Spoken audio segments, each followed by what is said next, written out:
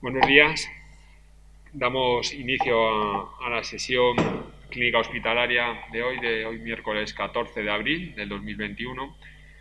Es una situación en la que epidemiológicamente hemos vuelto atrás, estamos en la nivel de alerta nivel 3, con lo cual existe la restricción de los espacios de formación a más de 6 personas, no más de 6 personas, por lo cual intentaremos grabarla y compartir la presentación de la charla para que se pueda consultar en casa y tal. También existe la posibilidad de grabarla online en directo a través de Blackboard y lo vamos a hacer en breve. La sesión de hoy tiene por título ¿Quieres saber cómo mejorar el ajuste posológico de algunos fármacos? Farmacia te puede ayudar. La sesión la imparte la doctora Isabel María Carrión Madroñal, que aunque no le gusta que le digamos, es experta en farmacocinética. Muy bien. Y sin más dilación os dejo con ella. Vamos a pasar al sistema Blackboard donde se comparte la sesión.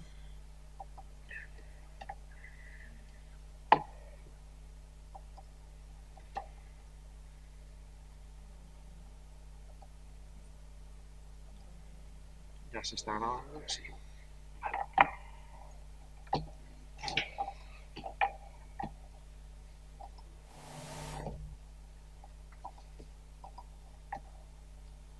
Muy buenas a todos. Hoy os vengo a hablar sobre la farmacocinética clínica, una nueva actividad que estamos realizando desde el servicio de farmacia de nuestro hospital, con la que me gustaría poder transmitiros su importancia en la clínica, en la práctica asistencial. Y para ello, al final de las diapositivas os comentaré una serie de casos clínicos en los que podremos ver la repercusión y cómo hemos trabajado. ¿Y qué es la farmacocinética clínica? Pues básicamente es una herramienta matemática, terapéutica, de probada utilidad, ampliamente utilizada, cuyo objetivo es optimizar el tratamiento farmacoterapéutico. Fundamentalmente sirve para garantizar, mediante la individualización del tratamiento, una farmacoterapia segura y efectiva. Y como pieza fundamental, se encuentra una adecuada interpretación del conjunto de información derivada de los datos analíticos, del tratamiento farmacológico y de todas las circunstancias que rodean a cada paciente. Nosotros no solamente no nos basamos en un nivel numérico analítico, sino que también tenemos en cuenta otros muchos factores que se asocian al paciente para poder recomendar una pauta más apropiada o no en ese paciente. ¿Y por qué? Porque la respuesta a un fármaco es algo multifactorial. Ahí os pongo muchos factores que influyen en el comportamiento del fármaco, como es el estado en el que se encuentra el órgano metabolizador, como es el riñón, el hígado, la adherencia terapéutica, patologías previas, el peso, la talla, el sexo, la edad, dieta y otros factores ambientales, las interacciones, factores genéticos.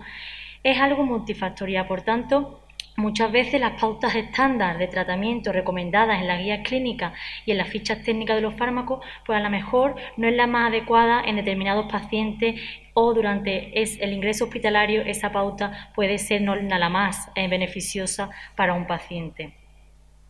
Y es válido hacer recomendaciones de ajuste posológico basándonos solamente en la bibliografía. Pues claro que es válido y siempre será eso mejor que nada.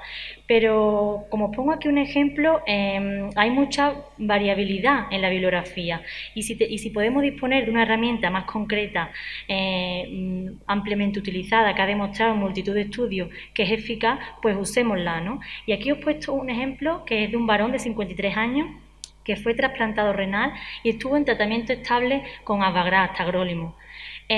Comenzó un episodio de verticulitis, inició tratamiento con metronidazol oral. Desde el servicio de farmacia se alertó de dicha interacción, pero no se prestó mucha atención a ella.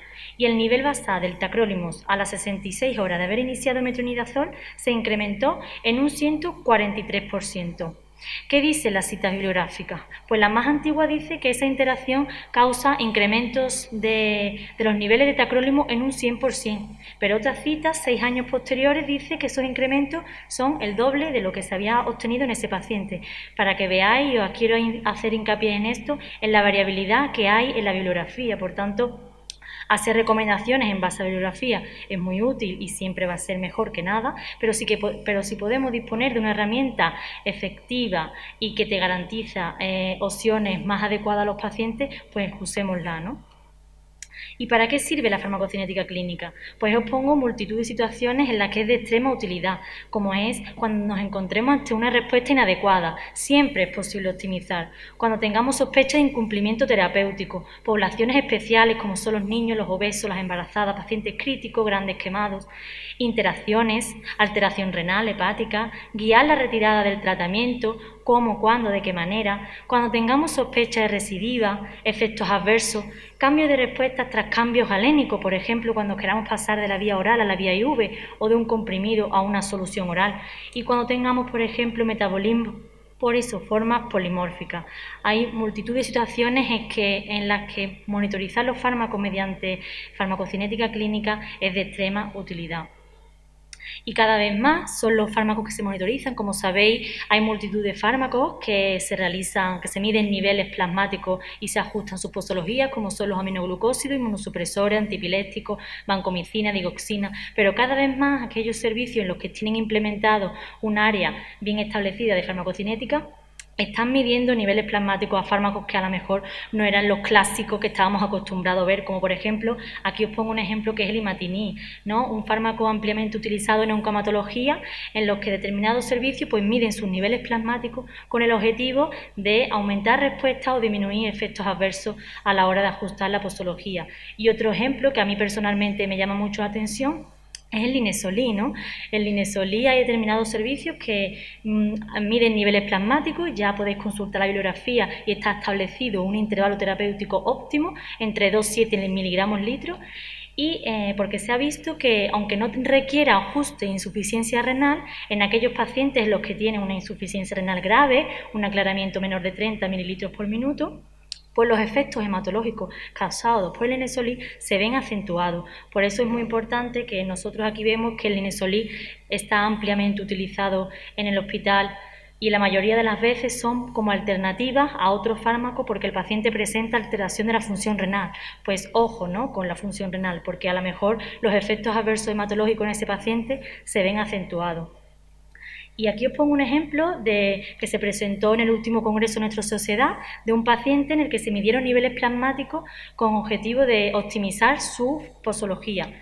El paciente tenía alteración de la función renal, un aclaramiento en torno a 40 mililitros por minuto, y desde que inició Linesolí, sus plaquetas y su hemoglobina fueron bajando significativamente. Los niveles que se obtuvieron en la primer control fueron por encima de 10, es decir, por encima del intervalo terapéutico, con la pauta estándar establecida en Linesolí de 600 miligramos cada 12 horas, para que veáis pues que en este paciente los niveles eran tóxicos, según la bibliografía, y como desde el servicio de farmacia se redujo la dosis de Linesolí a 400 miligramos cada 12 horas, y desde esa bajada de dosis el paciente fue retomando las plaquetas y la hemoglobina. Ya en el siguiente control obtuvo niveles dentro de los intervalos terapéuticos establecidos, incluso se mantuvieron estables la hemoglobina y las plaquetas tras el cese del Linesolí, para que veáis pues la importancia que tiene determinados fármacos que a lo mejor no somos los que estamos acostumbrados a ver en medir niveles plasmáticos y que sin embargo pues tienen mucha repercusión. Y aquí os pongo otro ejemplo de un estudio que se ha llevado a cabo por compañeros de Chile, en el que compararon el ajustar vancomicina de acuerdo a los niveles plasmáticos utilizando farmacocinética clínica o ajustar vancomicina solamente con niveles de creatinina. Y en ese estudio ellos concluyeron que había una efectividad clínica superior si se ajustaba esa vancomicina de acuerdo a niveles plasmáticos utilizando farmacocinética clínica en comparación a si se ajustaba solamente con niveles de creatinina. ¿Y cómo vieron? Pues lo vieron según la evolución de los niveles de PCR y procalcitonina en sangre. Aquí lo veis muy gráficamente, cómo la evolución de la procalcitonina ajustada la vancomicina de acuerdo a la monitorización farmacocinética presentó una evolución favorable, el parámetro más específico para ver la evolución de las infecciones. En cambio, si se ajustaba creatinina solamente en base a los niveles de creatinina, pues la evolución de esa procalcitonina no fue lo más favorable que se hubiera esperado. Además, se concluyó que no había una mayor incidencia de daño renal a pesar de requerir mayores dosis de vancomicina cuando se ajustaba con monitorización farmacocinética. Y también otra de las cosas que se vio es que se disminuía el tiempo de duración de tratamiento en 2 días si se ajustaba la vancomicina en base a la monitorización farmacocinética en comparación a si se ajustaba solamente con niveles de creatinina. Sabéis que muchas veces las creatininas en los pacientes algunas veces están falseadas, el paciente a lo mejor paciente caquético que tiene pérdida de masa muscular, pues muchas veces hay que tener en cuenta eso porque a lo mejor su función renal no es la más adecuada a ese nivel de creatinina. ¿Y qué hemos estado haciendo desde el servicio de farmacia? Pues aquí os pongo un diagrama de flujo de la actividad que tuvimos que realizar en base a las normas ISO de calidad cuando redactamos el protocolo, pero que básicamente lo que hacemos es que todos los días, de lunes a viernes, revisamos todas las prescripciones que están prescritas de vancomicina y digoxina en el hospital. Hemos iniciado vancomicina y digoxina porque estábamos viendo que había mucha demanda de uso del Inesolí en pacientes en los que creíamos que a lo mejor se iban a beneficiar de vancomicina. Y también hemos empezado con la digoxina porque vimos que no había un protocolo establecido de impregnación digitálica en el hospital y veíamos que el no hacer una impregnación correcta desde el principio había cierta repercusión luego a la hora de ajustar la pauta de mantenimiento en los pacientes ingresados. Pues una vez que revisamos todas las prescripciones, escribimos notitas bien en el texto asociado o en formulario de Mambrino en aquellos pacientes que creemos que con esa pauta prescrita a lo mejor no es la más adecuada al paciente o creemos que a lo mejor se puede beneficiar de otras posologías. Hacemos recomendación de que soliciten niveles o de que si se prevé tratamiento continuado con ese medicamento, nos realicen interconsulta para proceder ya a su monitorización farmacocinética. Una vez que nos hacen interconsulta, pues ya nos encargamos del paciente de solicitar los niveles, del control y establecemos un informe farmacocinético que volcamos en Mambrino y también en el texto asociado de Farmatul, en el que pues damos nuestra recomendación según las características del paciente y lo que nos haya estimado el programa. Nosotros utilizamos un programa de farmacocinética que se llama PKS, es un programa muy antiguo que está ampliamente utilizado, presenta un modelo MS2 y básicamente ese programa está alimentado de datos poblacionales en el que mediante cálculos matemáticos de estimación bayesiana pues nos dice cómo se encuentra ese paciente con esa pauta prescrita y también nos estima cómo podría mantenerse el paciente con esa pauta en el futuro o con otra pauta que veamos nosotros más conveniente. Una vez que emitimos el informe, pues ya también hablamos con el médico responsable de ese paciente para consensuar la pauta que nosotros vemos más conveniente y también hacemos mucho hincapié en trabajar con enfermería, porque para nosotros es fundamental que se administren las dosis en las horas correctas, las tomas de muestras en las horas correctas, porque hasta ahora enfermería no estaba tan familiarizada con esta nueva actividad y sí que para nosotros es muy importante a la hora de poder interpretar el valor analítico que las horas de extracciones y los envíos de muestras hayan sido los correctos. Y aquí os pongo un ejemplo para que veáis la relevancia de una correcta interpretación. Esto es un paciente con función renal normal que tenía prescrito una vancomicina a las dosis estándar establecidas de 1 gramo cada 12 horas, cuyo horario de administración era a las 17 y a las 5 y la extracción de la muestra fue a las 9 de la mañana. Como veis, de las 9 a las 17 faltarían como 6 horas y media hasta llegar al valle. Nos encontraríamos aquí. En el valle ese nivel sería mucho más bajo, entonces en este paciente la interpretación sería que estaría por debajo del intervalo terapéutico y por tanto la recomendación sería aumentar dosis o disminuir el intervalo posológico. Pero en un paciente, en ese mismo paciente, en el que la muestra se haya tomado a las 4 y media, pues justo estaríamos en el valle. En ese caso, este nivel, en este paciente, un paciente crítico que requiere dosis entre 15 y 20 de valle, pues se interpretaría como que está dentro del intervalo terapéutico y en este caso pues mantendríamos la pauta. Pero ese mismo caso en la que la muestra fue extraída a las 7 de la mañana y además ese día se retrasó la hora de administración, algo muy frecuente que suele ocurrir en las plantas, estaríamos después del valle, es decir, sí, después del valle, que es cuando el nivel de concentración mínima, es decir, el valle es cuando está más bajo, está ya en 16,2, quiere decir que en el valle ha estado por encima de 16,2 a la mejor. Es decir, supraterapéutico en este caso, lo interpretaríamos como por encima del rango óptimo y lo que haríamos sería disminuir la dosis o aumentar el intervalo posológico de administración para que veáis pues, la relevancia que tiene a la hora de interpretar el valor plasmático. ¿Y qué hemos hecho? Pues hemos monitorizado hasta ahora, desde finales de octubre de este año pasado, 133 pacientes, con un total de 257 monitorizaciones. El 63% eran de vancomicina, el 37% de dioxina. Los servicios más solicitantes han sido geriatría y cirugía general, pero cada vez más son los servicios que se animan a utilizar esta herramienta y nos van conociendo. El grado de aceptación ha sido del 100% y en un 95% de nuestras intervenciones resultaron en modificación de la pauta posológica. Y ya para terminar, pues vamos a ver unos casos clínicos en los que podremos observar cómo hemos trabajado los niveles plasmáticos.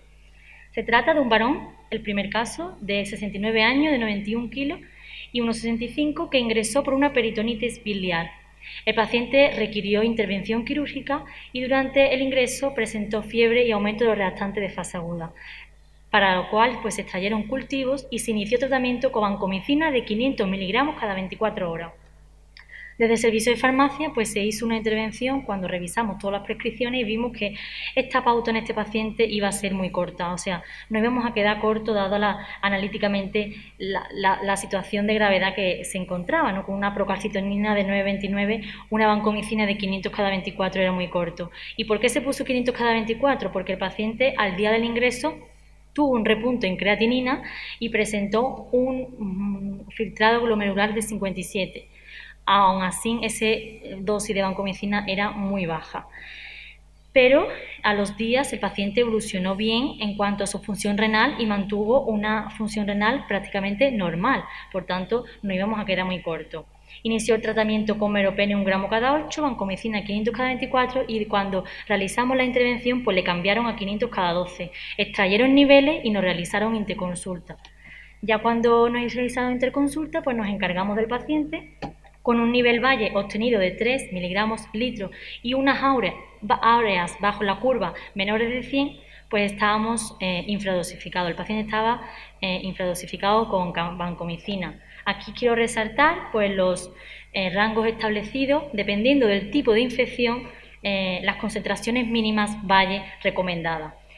¿Y por qué quiero resaltar en los niveles valle? Porque veíamos que pacientes que tenían un nivel valle por debajo de 15, en torno a 14, muchas veces se suspendía y el motivo era porque no había alcanzado niveles óptimos. Pues dependiendo del paciente, un nivel de 14 sería adecuado, porque si el paciente está evolucionando favorablemente, analíticamente también está mejorando y no presenta criterios de gravedad, por encima de 10 garantizamos que no haya resistencia y por tanto un nivel de 14 en determinados pacientes sería adecuado. Y eso es una de las cosas que hicimos con bioquímica, que nos cambiara el intervalo de rango cuando vosotros imprimís el informe del nivel plasmático, porque sí que es verdad que solamente salía el nivel reflejado de 15-20, y entonces queríamos también especificar que niveles de 10 a 15 también serían adecuados dependiendo de qué paciente.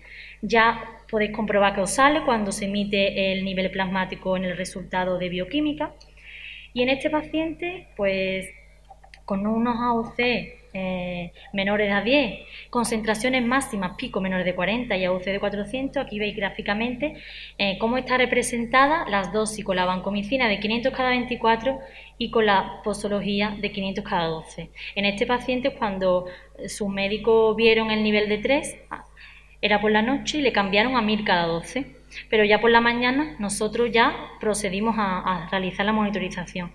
Entonces estimamos un aclaramiento muy bueno y unas semividas de eliminación en torno a 6 horas. Por tanto, lo que hicimos fue recomendar la pauta de 700 miligramos cada 6 horas.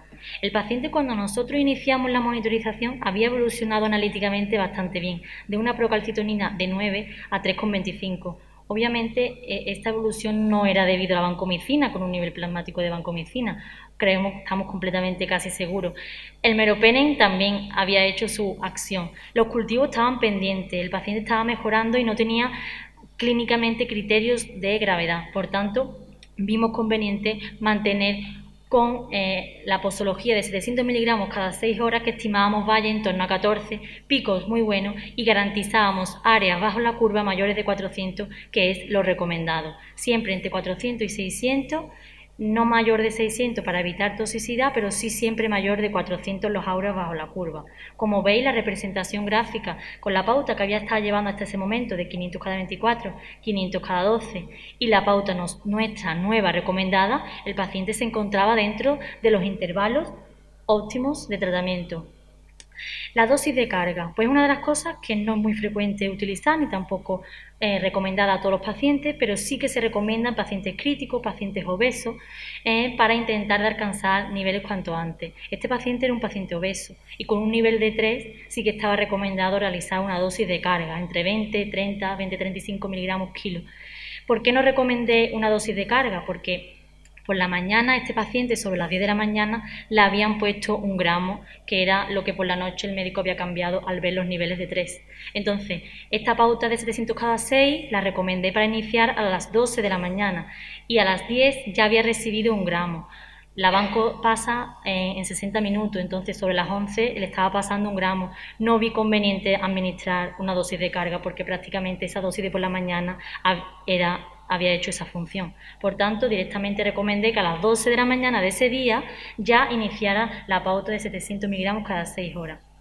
A los 5 días volvimos a realizar un nuevo control y nos llevamos una pequeña sorpresa. No habíamos obtenido unos niveles plasmáticos que nosotros esperábamos, aunque los áreas bajo la curva sí que eran adecuados. A pesar de eso, el paciente estaba ya afebril y su analítica había evolucionado favorablemente, aunque la PCR y la procalcitonina, pues la mejoría era bastante discreta. Pues teníamos que indagar en qué había pasado con el paciente, porque esos niveles no eran lo que nosotros esperábamos que iba a obtener. Entonces vimos que el paciente había iniciado nutrición parenteral, una de las circunstancias que tenemos que tener en cuenta a la hora de poder interpretar el valor. La nutrición parenteral, la sueroterapia, hacen que aumenten los volúmenes de distribución y por tanto se disminuyan las concentraciones de vancomicina. Por tanto, vimos que esa sería la causa de que el paciente no nos hubiera venido con niveles de los esperados. Además, teníamos ya resultados de los hemocultivos que fueron estériles, de la muestra de líquido peritoneal en la que se aisló un Enterococcus faecium sensible a vancomicina y un bacilo gram negativo pansensible. Por tanto, vimos que el meropenem que tenía pautado sí que fue el que le causó a lo mejor esa mejoría analítica, porque la vancomicina con un nivel de 3 creemos que no fue. ¿Qué hicimos en este paciente? Pues aumentar la dosis, porque tenía nutrición parenteral y por tanto estaba requiriendo dosis mayores. Se recomendó subir la pauta a 800 miligramos cada 6 horas, que estimábamos pues vaya en torno a 13, picos buenos y AUC óptimos, mayores a 400. ¿Este paciente se hubiera beneficiado de 1 gramo cada 6? Pues sí. Lo que pasa es que no vimos conveniente, dada la evolución clínica, de aumentar más dosis, porque vimos que estaba evolucionando bien. En un paciente con otro criterio de gravedad, séptico, sí que hubiéramos recomendado 1 gramo cada 6. A los 3 días volvimos a solicitar un nuevo control y nos dimos cuenta que el paciente tampoco volvía con unos niveles adecuados. Sí, ya eran mayores de 10, pero no nos gusta un nivel de 10,8. Lo recomendado pues en este paciente hubiera sido que hubiera venido con un nivel en torno a 14. Los AUC sí que eran buenos, mayores de 400. El paciente estaba febril, pero sí que había presentado un pico febril las últimas 48 horas, que se extrayeron hemocultivos y parece ser que estaba relacionado con el catéter venoso. Vimos que podía haber pasado y es que el paciente había presentado episodios de edemas, tenía edemas a nivel de miembros superiores y miembros inferiores y por tanto otra de las cosas que tenemos que tener en cuenta a la hora de ajustar la vancomicina, porque también con los edemas aumenta el volumen de distribución y se disminuyen los niveles plasmáticos. Analíticamente estaba evolucionando favorablemente, pero precisaba de mayor dosis. 900 miligramos cada 6 horas fue la pauta que recomendamos, con valles en torno a 14 estimados, picos buenos y AUC mayor de 400. Como veis gráficamente, esta sería cómo nos vino el paciente antes de proceder a su monitorización, cómo se encontraba con nuestra monitorización para estimar pautas en torno al rango terapéutico. Finalmente, pues el paciente tenía malos accesos venosos, administrar cada 6 horas vancomicina y estar trayendo niveles pues no era lo más adecuado en el paciente, y finalmente consideraron pues cambiar al Inesolí para terminar de cubrir ese faecium aislado. El segundo caso se trata de una paciente de 56 años, varón, de 100 kilos y 1,85 que ingresó en UCI por neumonía bilateral COVID-19. Durante el ingreso se aisló Staphylococcus epidermidis, sensible a vancomicina y resistente al Inesolí en punta de catéter. Para ello pues, se inició tratamiento con 2 gramos cada 8 de meropenem y vancomicina a las dosis estándar recomendadas en las guías clínicas y ficha técnica. El paciente, cuando lo vimos que con esa pauta era muy probable que se quedara corto. Por tanto, hicimos nuestra intervención, como siempre cuando revisamos todas las prescripciones, y nos hicieron interconsulta. Solicitamos niveles plasmáticos, los niveles estaban por debajo del rango óptimo, ¿vale? Los AUC también estaban supraterapéuticos. Por tanto, esta era la dosis que había estado llevando el paciente, y la recomendación en este paciente, ya que se trataba de un paciente obeso que estaba crítico de gravedad, recomendamos con ese valle de 4,3 administrar dosis de carga a 20 miligramos kilo de peso y una nueva pauta postológica de 700 miligramos cada 4 horas. Sí, cada 4 horas. No es una pauta habitualmente usada, sobre todo se utiliza en neonatos, en niños, porque los niños tienen una eliminación muy rápida, pero el paciente se precisaba de cada 4 horas porque tenía una función renal muy buena, estaba crítico, era obeso. Entonces, esta pauta no la solemos recomendar en cualquier planta, porque hay que tener en cuenta que luego depende mucho a la hora de trabajar en enfermería, y aunque estimemos estadísticamente una pauta óptima dependiendo del paciente, luego tenemos que adaptarnos a la realidad y que sea práctica, porque hay que evitar errores luego por parte de enfermería y que no está tanto constantemente molestando al paciente. Por tanto, consensuamos con enfermería que en UCI esta pauta de cada 4 horas era adecuada, porque ellos están monitorizando al paciente constantemente, y estimábamos valles en torno a 15-17, por encima de 15 ya dado que era un paciente crítico, picos buenos y AUC mayores a 400, porque estimábamos semividas de eliminación de 5 horas. A los 5 días volvimos a solicitar un nuevo control para confirmar la pauta de mantenimiento, y el paciente vino con un nivel de 15,9, valles de 16, por tanto, niveles muy buenos. Como veis, la representación gráfica de las dosis que había estado llevando antes de nuestra recomendación, y con nuestra recomendación cómo entra dentro de los intervalos establecidos. Se recomendó mantener igual pauta. Tras el fin de semana siempre nos gusta solicitar un nuevo control para ver pues qué ha pasado, porque muchas veces pasan muchas circunstancias alrededor del paciente que nos pueden cambiar las cosas. Efectivamente, el paciente vino con un nivel de 20,5. 20,5 en este paciente no pasa absolutamente nada, porque es un paciente crítico con muy buena función renal, pero tampoco nos gusta que esté en el rango superior, ¿no? Entonces había que indagar qué había estado pasando con él. Y efectivamente vimos que durante el fin de semana el paciente había estado con diarrea, una de las causas que hacen que se disminuya la depleción de volumen, o sea, se produce depleción de volumen y aumente los niveles plasmáticos de vancomicina. Por tanto, en este paciente había que bajar dosis y se recomendó bajar la frecuencia de administración a 700 miligramos cada 6 horas, con el objetivo de estimar valles en torno a 16, picos óptimos y AUC mayores a 400. Como veis la representación gráfica, ahora sí estaríamos dentro de los rangos. Solicitamos un nuevo control a las 48 horas para ver realmente que el paciente, ese repunte en nivel plasmático en el rango superior se debiera a la diarrea y no porque el paciente estuviera acumulando, pero finalmente no volvimos a trabajar niveles porque vancomicina se suspendió por mejoría clínica, analítica y por no nuevos cultivos positivos.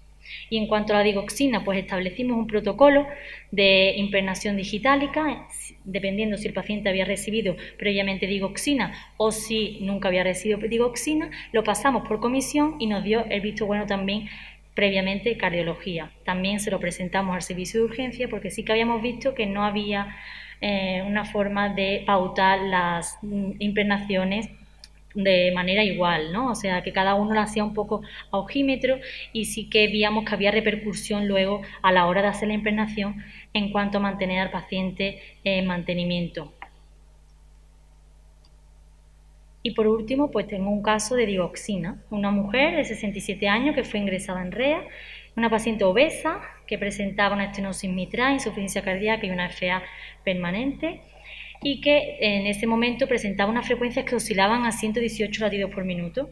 Analíticamente nos interesa a nivel de digoxina que tenía un filtrado de 43,92 y se inició impregnación digitálica con 0,25 miligramos ese día y a las 8 horas administraron otra dosis de 0,25 previamente habiendo extraído un nuevo nivel que fue de 0,59. Si nos vamos al protocolo, con ese filtrado glomerular que presentaba la paciente, lo que se recomienda y lo que está recomendado y en otros hospitales también se hace sería administrar una dosis de 0,25 miligramos y a las 8 horas extraer nivel y administrar otra dosis inmediatamente después de 0,25. Es decir, administrar una dosis en el momento 0 de 0,25 y a las 8 horas otra dosis de 0,25. Esto fue lo que se hizo en esta paciente. Comprobamos que la impregnación había sido correcta, porque esto es muy importante a la hora de transmitirle información al programa informático. No podemos dar por hecho cosas, sino que hay que intentar recopilar toda la información posible para que sea la mayor realidad, ¿no? Los parámetros farmacocinéticos que estimábamos, pues estimábamos unas semividas en torno a 72 horas en este paciente. Digoxina tiene una semivida larga de eliminación. Esta es la representación de la impregnación y su nivel valle. Y estimamos pues qué pasaría si manteníamos a la paciente con 0,25 miligramos cada 24 horas. Pues mantener de mantenimiento la dosis que había estado llevando de impregnación, pues veíamos que se nos iba por encima del intervalo terapéutico. Por tanto, lo que hicimos fue recomendar bajar en mantenimiento, y dado que la paciente pues ya había hecho de forma correcta su impregnación, estaba evolucionando bien, 0,125 cada 24 horas, que estimábamos niveles en torno a 1,1, 1,2, 1,3, que es un nivel dentro del intervalo terapéutico. Y eso fue lo que se recomendó. Como veis gráficamente se ve bastante bien su impregnación y la pauta de mantenimiento. A las 48 horas volvimos a solicitar un nuevo control en el que la paciente pues, nos vino con niveles dentro del intervalo terapéutico.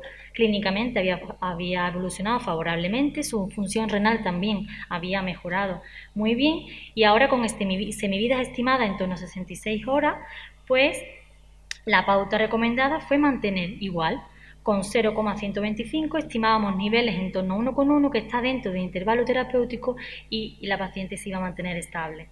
La paciente evolucionó bien y nos pidieron que querían realizar terapia secuencial a la vía oral. Otra de las cosas que tenemos que tener en cuenta a la hora de decírselo al programa. La biodisponibilidad de digoxina por vía oral no es igual a vía IV. Hay que tener en cuenta que si queremos pasar de vía IV a oral, deberíamos de incrementar un 30% aproximadamente la dosis si queremos mantener los mismos niveles. Lo que hicimos es calcular si manteníamos a la paciente con la dosis que había llevado en mantenimiento IV de 0,125, estimábamos niveles en el límite inferior.